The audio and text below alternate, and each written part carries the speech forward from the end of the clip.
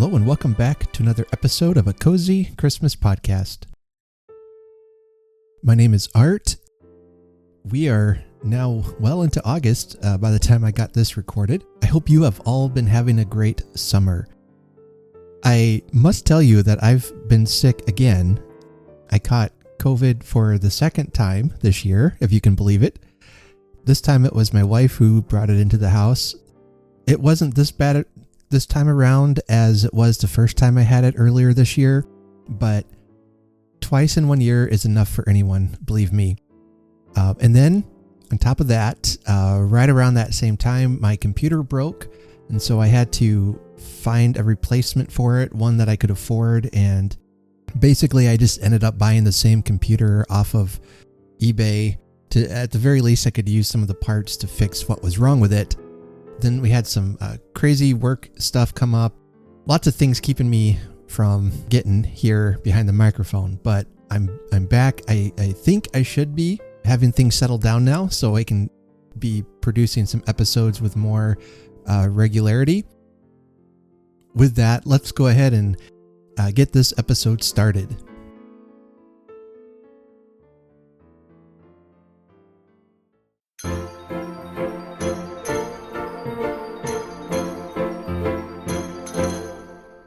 So today I have a Sherlock Holmes story for you. I believe the one and only story that is set at Christmas time. Now, for those of you who are faithful listeners to the podcast, you'll know that probably a couple years ago now, I interviewed a playwright named Mark Shanahan, and he had written a play called A Sherlock Carol, where it combines the worlds of Charles Dickens with Sherlock Holmes. Specifically A Christmas Carol with Sherlock Holmes. And I've had him on the podcast a few times, and I've had the actor who played Sherlock Holmes in the play on as well. I always just enjoyed my conversations with Mark and his crew. And it has been a dream of mine to be able to see this play someday. And last Christmas, Mark was gracious enough to send me a copy of the script. I got to it this early summer. I thought I was just in the mood for some Christmas, and I thought this was the perfect time to do that. So I settled in and read from a Sherlock Carol, and I'm happy to say it really did meet my expectations and how well the two worlds really do fit together of Dickens and Arthur Conan Doyle. And if you get a chance to see this play somewhere, let me encourage you to do it. This is not an advertisement for them at all. I'm just speaking as a fan of Sherlock Holmes and Dickens, and the story that Mark Shanahan has been able to put together. It's just remarkable. Very, very good story. So I highly recommend that if you get a chance. Now, I expect there's only a few of us that have not heard of Sherlock Holmes. He is the legendary detective created by Sir Arthur Conan Doyle and is renowned for his keen intellect, astute powers of observation, and unmatched deductive reasoning. He resides at 221B Baker Street in London, and alongside his loyal friend Dr. John Watson, solves some of the most baffling of cases with an almost supernatural ability to see what others miss.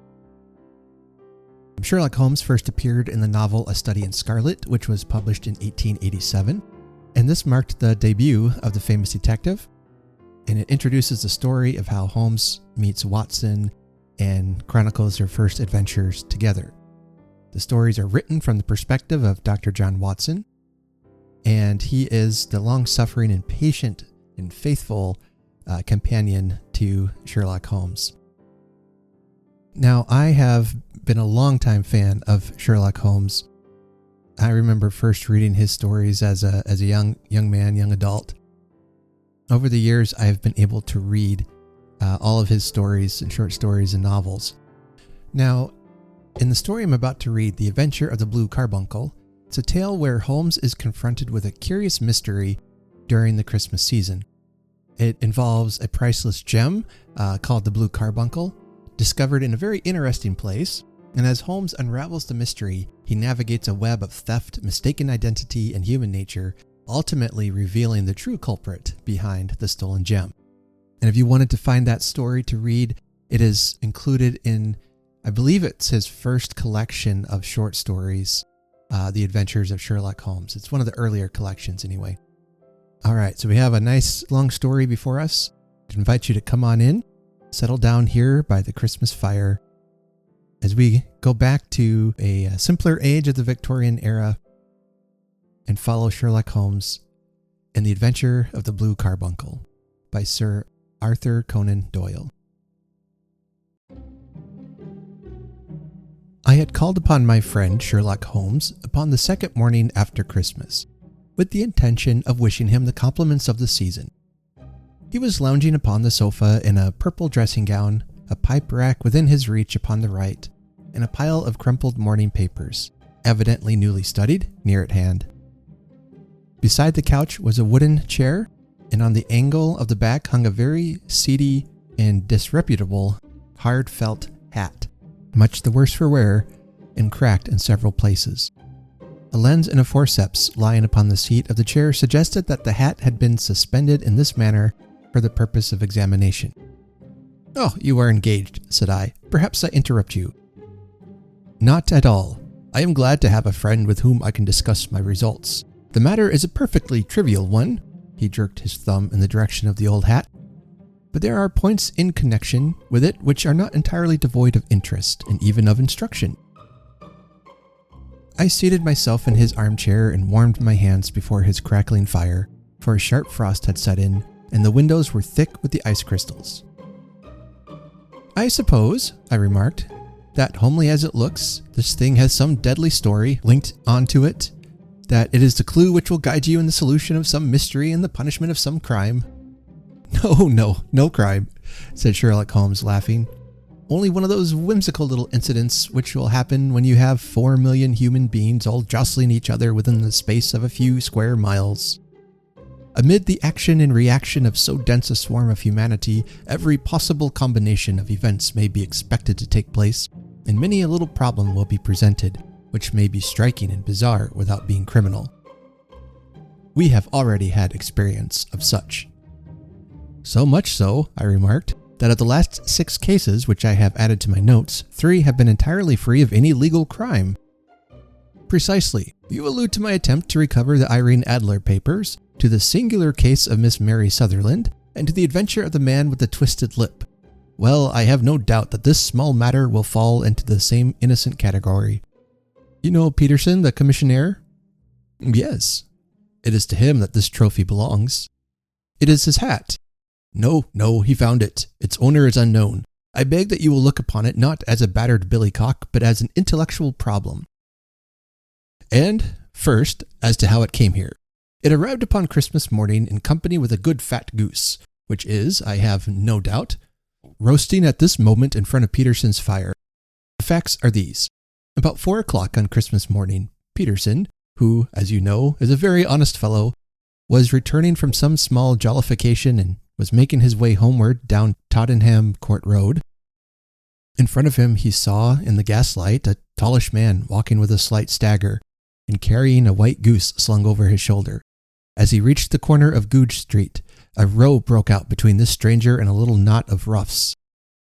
One of the latter knocked off the man's hat, on which he raised his stick to defend himself, and, swinging it over his head, smashed the shop window behind him. Peterson had rushed forward to protect the stranger from his assailants, but the man, shocked at having broken the window and seeing an official-looking person in uniform rushing towards him, dropped his goose, took to his heels and vanished amid the labyrinth of small streets which lie at the back of Tottenham Court Road. The roughs had also fled at the appearance of Peterson, so that he was left in possession of the field of battle, and also of the spoils of victory in the shape of this battered hat and a most unimpeachable Christmas goose. Which he surely restored to their owner? My dear fellow, there lies the problem. It is true that, "For Mrs. Henry Baker," was printed upon a small card which was tied to the bird's left leg, and it is also true that the initials H.B. are legible upon the lining of this hat. But as there are some thousands of Bakers and some hundreds of Henry Bakers in the city of ours, it is not easy to restore lost property to any one of them. What then did Peterson do? He brought round both hat and goose to me on Christmas morning, knowing that even the smallest problems are of interest to me. The goose we retained until this morning, when there were signs that, in spite of the slight frost, it would be well that it should be eaten without unnecessary delay. Its finder has carried it off, therefore, to fulfill the ultimate destiny of a goose, while I continue to retain the hat of the unknown gentleman who lost his Christmas dinner. Did he not advertise? No. Then what clue could you have as to his identity? Only as much as we can deduce. From his hat? Precisely. But you are joking. What can you gather from this old battered felt? Here is my lens. You know my methods. What can you gather yourself as to the individuality of the man who has worn this article? I took the tattered object in my hands and turned it over rather ruefully. It was a very ordinary black hat of the usual round shape, hard and much the worse for wear. The lining had been of red silk, but was a good deal discolored.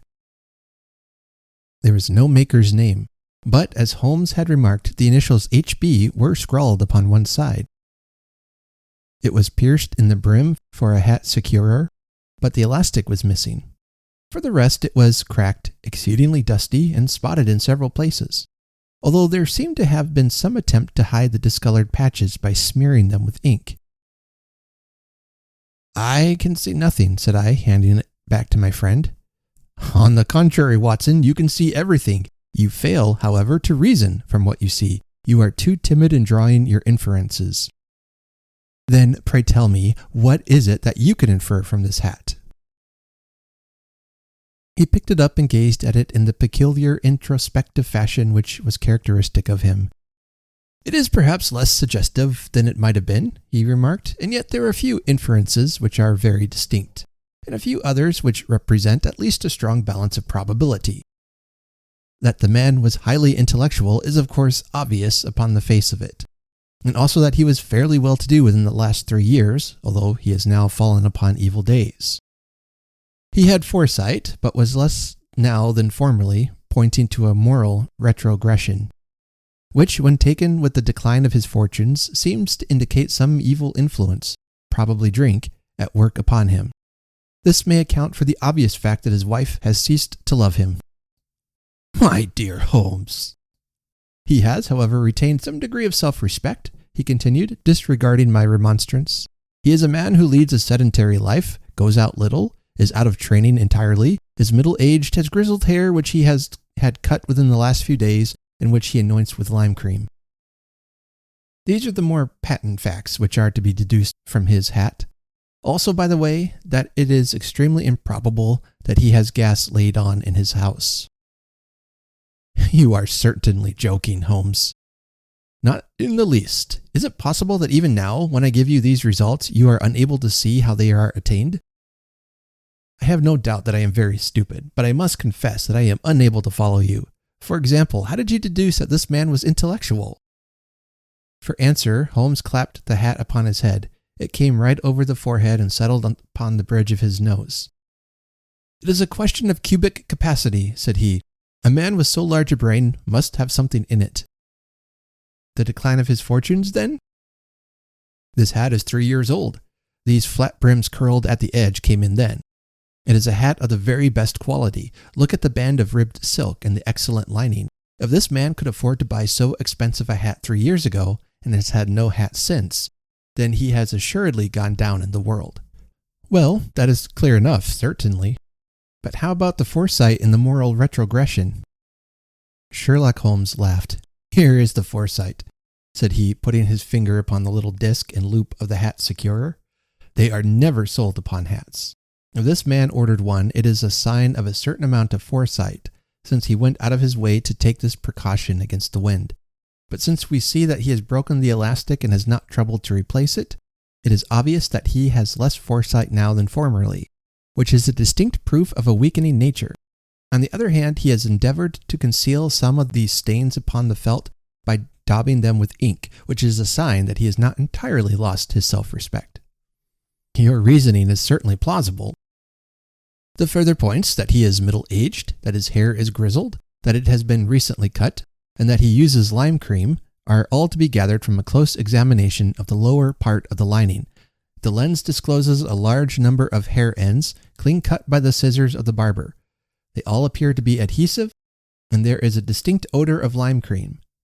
The dust, you will observe, is not the gritty gray dust of the street, but the fluffy brown dust of the house, showing that it has been hung up indoors most of the time, while the marks of moisture upon the inside are proof positive that the wearer perspired very freely and could therefore hardly be in the best of training.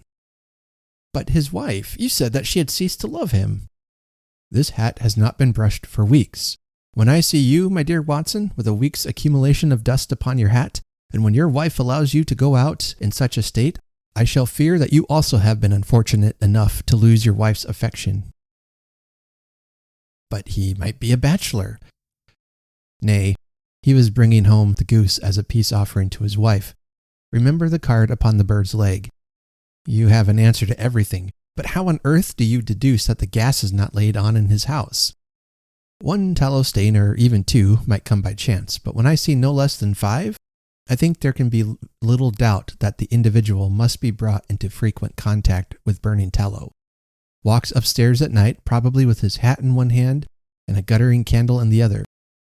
Anyhow, he never got tallow stains from a gas jet. Are you satisfied? Well, it is very ingenious, said I, laughing. But since, as you said just now, there has been no crime committed and no harm done save the loss of a goose, all this seems to be rather a waste of energy. Sherlock Holmes had opened his mouth to reply when the door flew open and Peterson, the commissionaire, rushed into the apartment with flushed cheeks and the face of a man who is dazed with astonishment. "The goose, Mr. Holmes, the goose, sir," he gasped. What of it then? Has it returned to life and flapped off through the kitchen window? Holmes twisted himself round upon the sofa to get a fairer view of the man's excited face. "See here, sir. See what my wife found in its crop." He held out his hand and displayed upon the center of the palm a brilliantly scintillating blue stone, rather smaller than a bean in size, but of such purity and radiance that it twinkled like an electric point in the dark hollow of his hand. Sherlock Holmes sat up with a whistle. "By Jove, Peterson," said he, "this is treasure trove indeed. I suppose you know what you have got?" "A diamond, sir, a precious stone. It cuts into glass as though it were putty." "It is more than a precious stone. It is the precious stone." "Not the Countess of Morcar's Blue Carbuncle?" I ejaculated. "Precisely so. I ought to know its size and shape, seeing that I have read the advertisement about it in the Times every day lately. It is absolutely unique, and its value can only be conjectured, but the reward offered of £1,000 is certainly not within a 20th part of the market price." "£1,000! Great Lord of mercy!" The commissionaire plumped down into a chair and stared from one to the other of us. "That is the reward, and I have reason to know that there are sentimental considerations in the background which would induce the Countess to part with half her fortune, if she could but recover the gem." "It was lost, if I remember right, at the Hotel Cosmopolitan," I remarked. "Precisely so, on December 22nd, just 5 days ago. John Horner, a plumber, was accused of having abstracted it from the lady's jewel case. Evidence against him was so strong that the case has been referred to the assizes. I have some account of the matter here, I believe." He rummaged amid his newspapers, glancing over the dates, until at last he smoothed one out, doubled it over, and read the following paragraph. "Hotel Cosmopolitan Jewel Robbery. John Horner, 26, plumber, was brought upon the charge of having upon the 22nd abstracted from the jewel case of the Countess of Morcar the valuable gem known as the Blue Carbuncle. James Ryder, upper attendant at the hotel, gave his evidence to the effect that he had shown Horner up to the dressing room of the Countess of Morcar upon the day of the robbery in order that he might solder the second bar of the grate, which was loose. He had remained with Horner some little time, but had finally been called away. On returning, he found that Horner had disappeared, that the bureau had been forced open, and that the small morocco casket in which, as it afterwards transpired, the Countess was accustomed to keep her jewel, was lying empty upon the dressing table. Ryder instantly gave the alarm, and Horner was arrested the same evening, but the stone could not be found either upon his person or in his rooms. Catherine Cusack, maid to the Countess, deposed to having heard Ryder's cry of dismay on discovering the robbery, and to having rushed into the room, where she found matters as described by the last witness. Inspector Bradstreet, B Division, gave evidence as to the arrest of Horner, who struggled frantically and protested his innocence in the strongest terms. Evidence of a previous conviction for robbery having been given against the prisoner, the magistrate refused to deal summarily with the offense, but referred it to the assizes. Horner, who had shown signs of intense emotion during the proceedings, fainted away at the conclusion and was carried out of court. So much for the police court, said Holmes thoughtfully, tossing aside the paper. The question for us now to solve is the sequence of events leading from a rifled jewel case at one end to the crop of a goose in Tottenham Court Road at the other. You see, Watson, our little deductions have suddenly assumed a much more important and less innocent aspect. Here is the stone. The stone came from the goose, and the goose came from Mr. Henry Baker, the gentleman with the bad hat and all the other characteristics with which I have bored you. So now we must set ourselves very seriously to finding this gentleman and ascertaining what part he has played in this little mystery. To do this, we must try the simplest means first, and these lie undoubtedly in an advertisement in all the evening papers. If this fail, I shall have recourse to other methods. What will you say? Give me a pencil and that slip of paper. Now then, found at the corner of Gauge Street, a goose and a black felt hat. Mr. Henry Baker can have the same by applying at 6:30 this evening at 221B Baker Street. That is clear and concise. Very, but will he see it? Well, he is sure to keep an eye on the papers, since, to a poor man, the loss was a heavy one. He was clearly so scared by his mischance in breaking the window, and by the approach of Peterson, that he thought of nothing but flight. But since then he must have bitterly regretted the impulse which caused him to drop his bird. Then again, the introduction of his name will cause him to see it, for everyone who knows him will direct his attention to it. Here you are, Peterson. Run down the advertising agency and have this put in the evening papers. In which, sir? Oh, in the Globe, Star, Pall Mall, St. James Gazette, Evening News, Standard, Echo, and any others that occur to you. Very well, sir. And the stone? Ah, yes, I shall keep the stone. Thank you. I say, Peterson, just buy a goose on your way back and leave it here with me, for we must have one to give to this gentleman in place of the one which your family is now devouring. When the commissionaire had gone, Holmes took up the stone and held it against the light. It's a bonny thing, said he. Just see how it glints and sparkles. Of course, it is a nucleus and focus of crime. Every good stone is. They are the devil's pet baits. In the larger and older jewels, every facet may stand for a bloody deed. This stone is not yet 20 years old. It was found in the banks of the Amoy River in southern China, and is remarkable in having every characteristic of the carbuncle, save that it is blue in shade instead of ruby red. In spite of its youth, it has already a sinister history. There have been 2 murders, a vitriol throwing, a suicide, and several robberies brought about for the sake of this 40-grain weight of crystallized charcoal. Who would think that so pretty a toy would be a purveyor to the gallows and the prison? I'll lock it up in my strong box now and drop a line to the Countess to say that we have it. Do you think that this man Horner is innocent? I cannot tell. Well then, do you imagine that this other one, Henry Baker, had anything to do with the matter? It is, I think, much more likely that Henry Baker is an absolutely innocent man who had no idea that the bird which he was carrying was of considerably more value than if it were made of solid gold. That, however, I shall determine by a very simple test if we have an answer to our advertisement. And you can do nothing until then? Nothing. In that case, I shall continue my professional round. But I shall come back in the evening at the hour you have mentioned, for I should like to see the solution of so tangled a business. Very glad to see you. I dine at 7. There is a woodcock, I believe. By the way, in view of recent occurrences, perhaps I ought to ask Mrs. Hudson to examine its crop. I had been delayed at a case, and it was a little after 6:30 when I found myself in Baker Street once more. As I approached the house, I saw a tall man in a Scotch bonnet with a coat which was buttoned up to his chin, waiting outside in the bright semicircle which was thrown from the fanlight. Just as I arrived, the door was opened, and we were shown up together to Holmes's room. "Mr. Henry Baker, I believe," said he, rising from his armchair and greeting his visitor with the easy air of geniality which he could so readily assume. "Pray take this chair by the fire, Mr. Baker. It is a cold night, and I observe that your circulation is more adapted for summer than for winter. Ah, Watson, you have just come at the right time. Is that your hat, Mr. Baker?"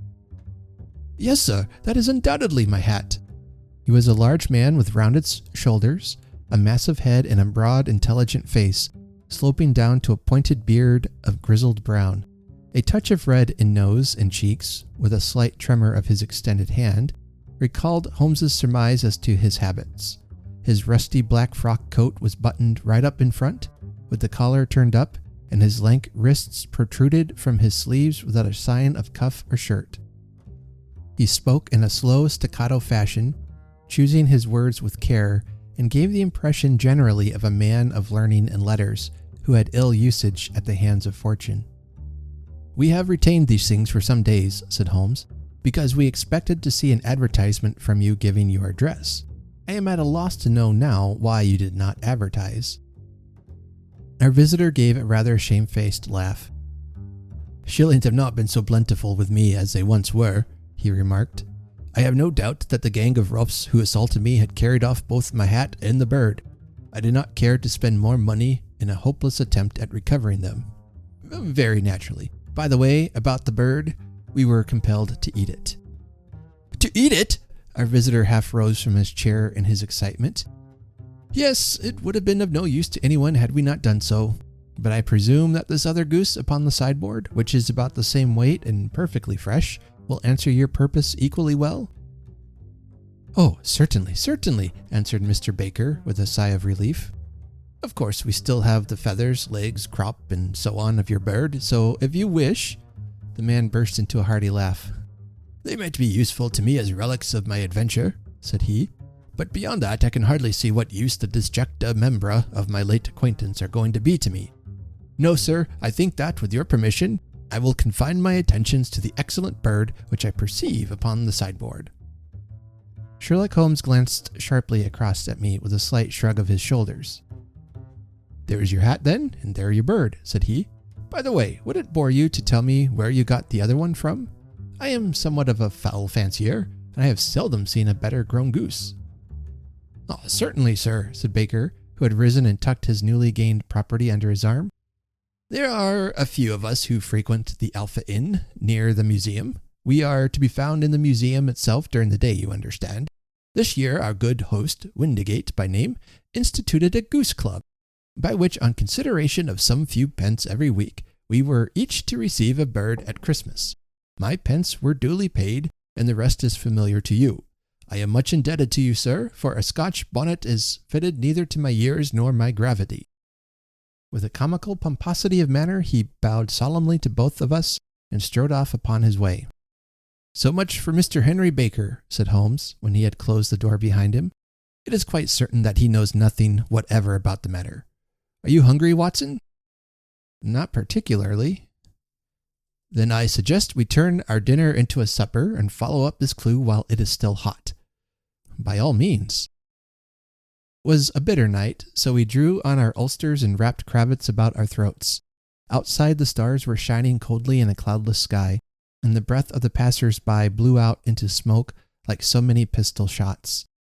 Our footfalls rang out crisply and loudly as we swung through the Doctor's Quarter, Wimpole Street, Harley Street, and so through Wigmore Street into Oxford Street. In a quarter of an hour we were in Bloomsbury at the Alpha Inn, which is a small public house at the corner of one of the streets which runs down into Holborn. Holmes pushed open the door of the private bar and ordered 2 glasses of beer from the ruddy-faced, white-aproned landlord. "Your beer should be excellent if it is as good as your geese," said he. "My geese?" The man seemed surprised. "Yes, I was speaking only half an hour ago to Mr. Henry Baker, who is a member of your goose club." "Oh, yes, I see. But you see, sir, them's not our geese." "Indeed? Whose then?"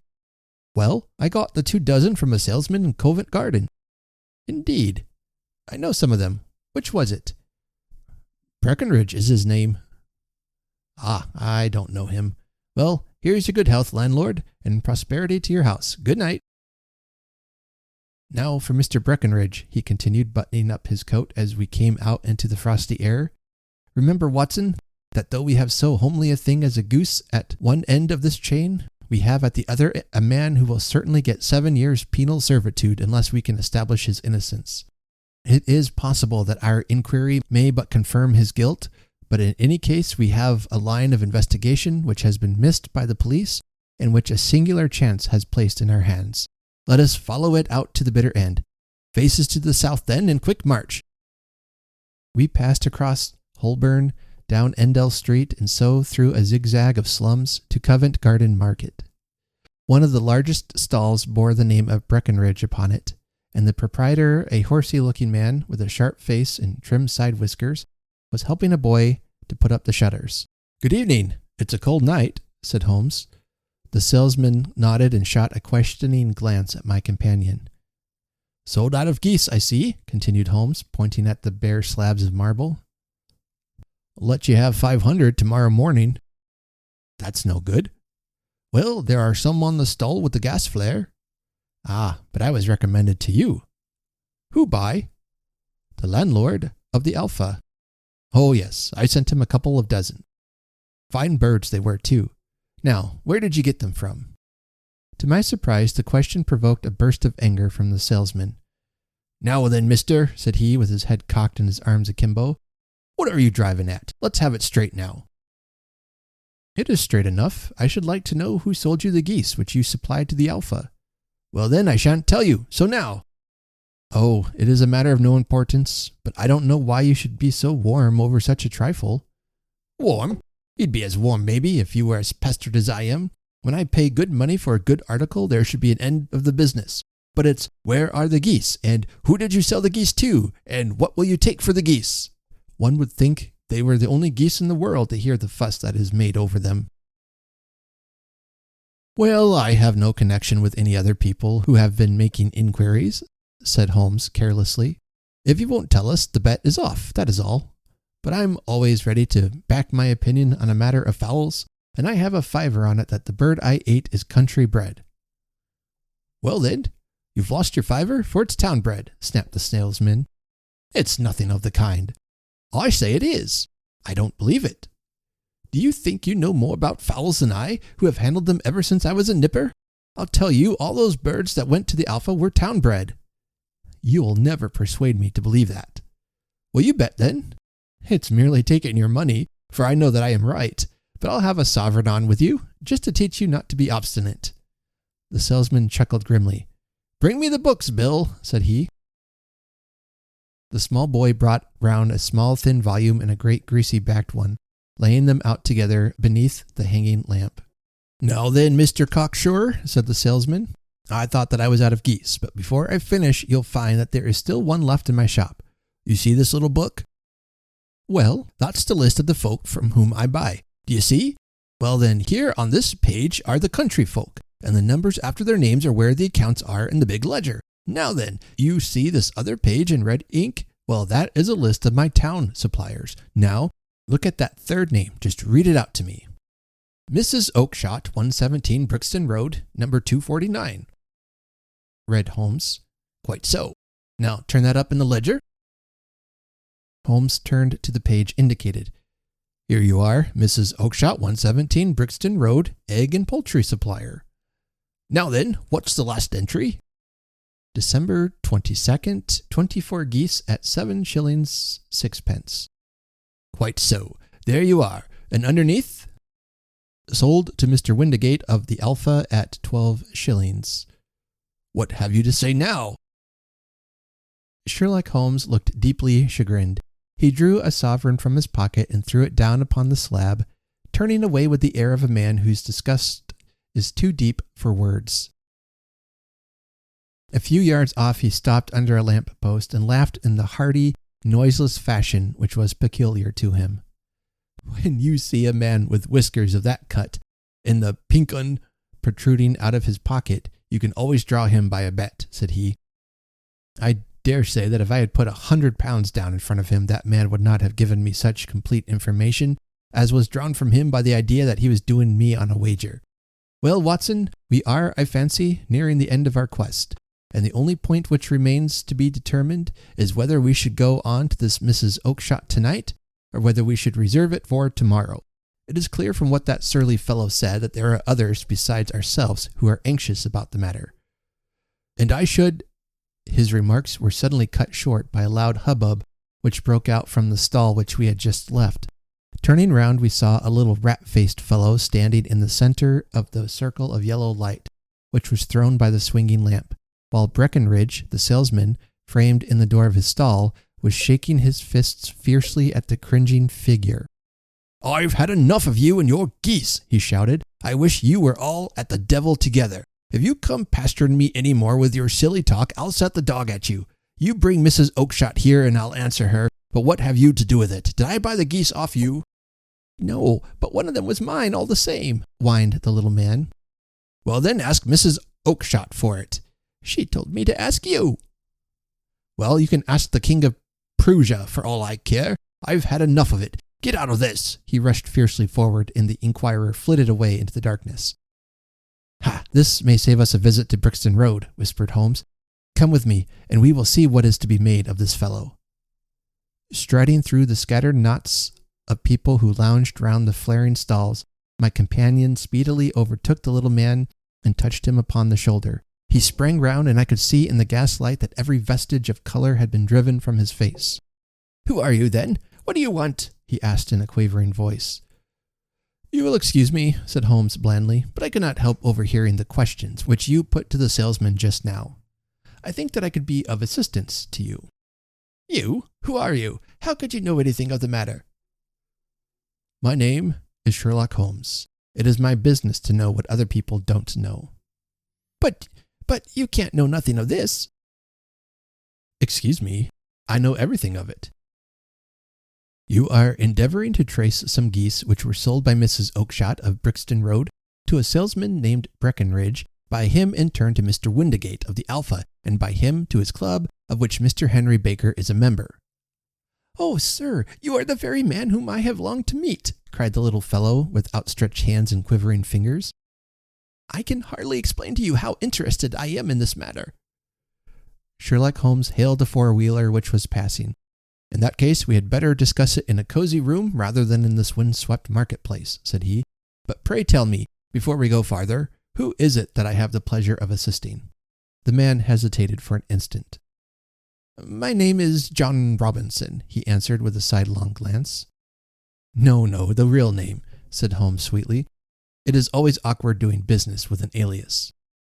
A flush sprang to the white cheeks of the stranger. "Well then," said he, "my real name is James Ryder." "Precisely so. Head attendant at the Hotel Cosmopolitan. Pray step into the cab, and I shall soon be able to tell you everything which you would wish to know."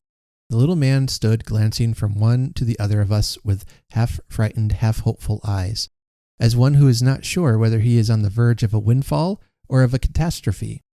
Then he stepped into the cab, and in half an hour we were back in the sitting-room at Baker Street. Nothing had been said during our drive, but the high, thin breathing of our new companion, and the claspings and unclaspings of his hands, spoke of the nervous tension within him. "Here we are," said Holmes cheerily as we filed into the room. "The fire looks very seasonable in this weather. You look cold, Mr. Ryder. Pray take the basket chair. I will just put on my slippers before we settle this little matter of yours. Now then, you want to know what became of those geese?" Yes, sir." "Or rather, I fancy, of that goose. It was one bird, I imagine, in which you were interested, white with a black bar across the tail." Ryder quivered with emotion. "Oh, sir," he cried, "can you tell me where it went to?" "It came here." "Here?" "Yes, and a most remarkable bird it proved. I don't wonder that you should take an interest in it. It laid an egg after it was dead, the bonniest, brightest little blue egg that ever was seen. I have it here in my museum." Our visitor staggered to his feet and clutched the mantelpiece with his right hand. Holmes unlocked his strong box and held up the Blue Carbuncle, which shone out like a star with a cold, brilliant, many-pointed radiance. Ryder stood glaring with a drawn face, uncertain whether to claim or to disown it. "The game's up, Ryder," said Holmes quietly. "Hold up, man, or you'll be into the fire." Give him an arm back into his chair, Watson. He's not got blood enough to go in for felony with impunity. Give him a dash of brandy. So, now he looks a little more human. What a shrimp it is, to be sure. For a moment he had staggered and nearly fallen, but the brandy brought a tinge of color into his cheeks, and he sat staring with frightened eyes at his accuser. I have almost every link in my hands, and all the proofs which I could possibly need, so there is little which you need tell me. Still, that little may as well be cleared up to make the case complete. You had heard, Ryder, of this blue stone of the Countess of Morcar's? It was Catherine Cusack who told me of it, said he in a crackling voice. I see. Her ladyship's waiting maid.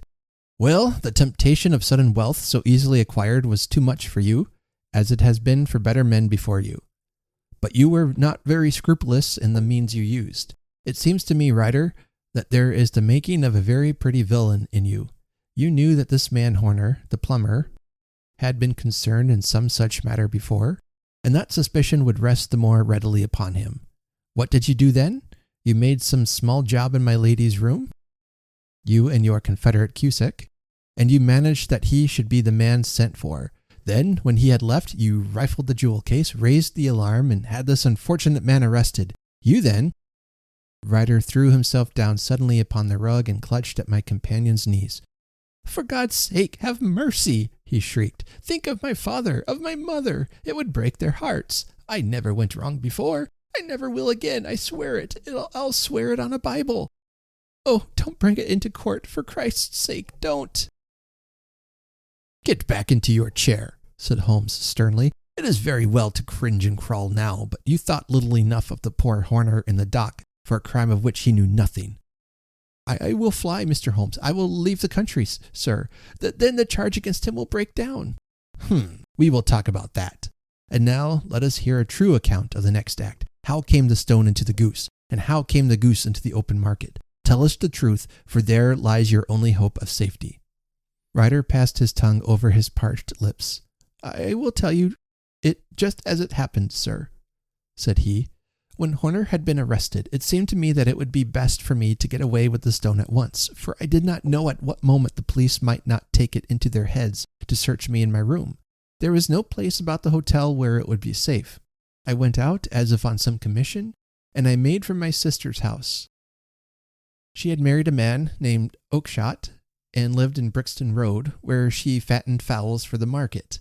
All the way there, every man I met seemed to me to be a policeman or a detective, and for all that, it was a cold night. The sweat was pouring down my face before I came to the Brixton Road. My sister asked me what was the matter, and why I was so pale, but I told her that I had been upset by the jewel robbery at the hotel. Then I went into the backyard and smoked a pipe and wondered what it would be best to do.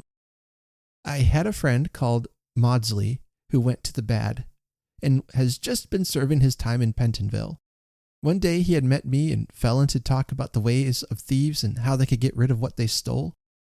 I knew that he would be true to me, for I knew one or two things about him, so I made up my mind to go right on to Kilburn, where he lived, and take him into my confidence.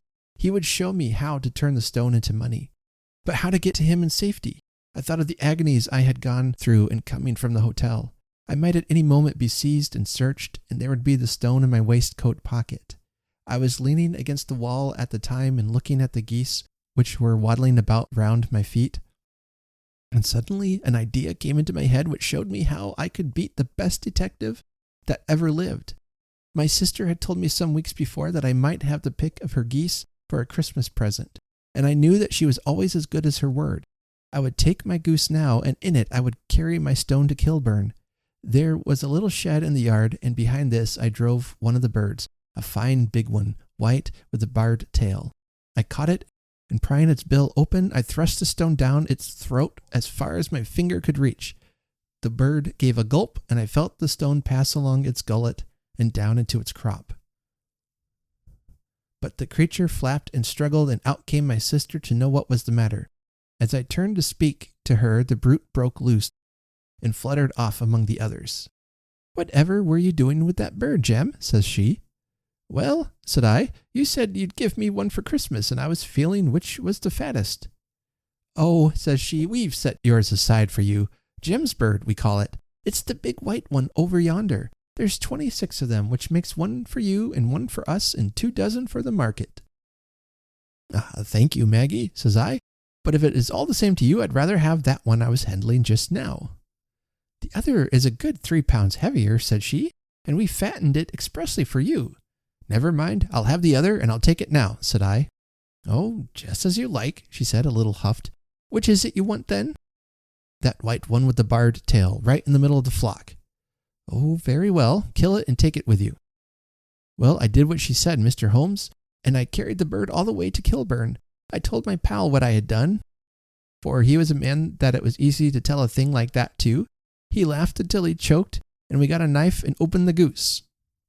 My heart turned to water, for there was no sign of the stone, and I knew that some terrible mistake had occurred. I left the bird, rushed back to my sister's, and hurried into the backyard. There was not a bird to be seen there. Where are they all, Maggie? I cried. Gone to the dealers, Jem. Which dealers? Breckenridge of Covent Garden. But was there another with a barred tail? I asked. The same as the one I chose? Yes, Jem, there were 2 barred-tailed ones, and I could never tell them apart. Well, then, of course, I saw it all, and I ran off as hard as my feet would carry me to this man Breckenridge. But he had sold the lot at once, and not one word would he tell me as to where they had gone. You heard him yourselves tonight. Well, he has always answered me like that. My sister thinks that I am going mad. Sometimes I think that I am myself, and now I am myself a branded thief, without ever having touched the wealth for which I sold my character. God help me, God help me. He burst into convulsive sobbing with his face buried in his hands. There was a long silence broken only by his heavy breathing and by the measured tapping of Sherlock Holmes's fingertips upon the edge of the table. Then my friend rose and threw open the door. Get out, said he. What, sir? Oh, heaven bless you. No more words. Get out. And no more words were needed. There was a rush, a clatter upon the stairs, the bang of a door, and the crisp rattle of running footfalls from the street. After all, Watson, said Holmes, reaching up his hand for his clay pipe, I am not retained by the police to supply their deficiencies. If Horner were in danger, it would be another thing. But this fellow will not appear against him, and the case must collapse. I suppose that I am commuting a felony, but it is just possible that I am saving a soul. This fellow will not go wrong again. He is too terribly frightened. Send him to jail now, and you make him a jailbird for life. Besides, it is the season of forgiveness. Chance has put in our way a most singular and whimsical problem, and its solution is its own reward. If you will have the goodness to touch the bell, Doctor, we will begin another investigation in which also a bird will be the chief feature. The end. That was The Adventure of the Blue Carbuncle by Sir Arthur Conan Doyle. I liked the story. There wasn't, a murder or, there was a minor crime, but it was more a lighthearted fare. And I think that really fits in well with its Christmas setting. It's been a while since I've read any of the original Sherlock Holmes stories, and I was actually surprised about how funny this one was. Sherlock Holmes is definitely a bit sarcastic, a little bit there. I like when Peterson comes in and says the goose, he's like, there's a problem with the goose. And Holmes says, what is it? Has it returned to life and flapped off through the kitchen window? I don't know. I just found that part really funny. I liked it. And I really like the ending of this, that Holmes is such a man who has such a strong sense of justice, of right and wrong, of punishing evildoers. And here he lets one go and thinks that maybe by showing him just a little bit of mercy, they're going to prevent him from being a bigger criminal down the road. Like, he kind of sees he acted out of desperation, and given the chance, he's going to set and make things right. So even though Christmas is not a major part of the story, I think there are some themes here that really tie in well with a good Christmas story. And that's certainly that season of forgiveness and second chances is definitely in keeping with the holiday season. Thank you again for listening, and I would love for you to share this on online or with people that you know that love Christmas. Get the word out about our podcast. It means the world to me. If you'd like to be a part of our Cozy Christmas Book Club, we're still currently reading The Christmas Train. We're almost done with that now. I've really enjoyed reading that story. And then, like I said, there are some links in the show notes on ways to help support the podcast financially. Thank you so much for listening. And let's remember to honor Christmas in our heart and try to keep it all the year. Have a very Merry Christmas.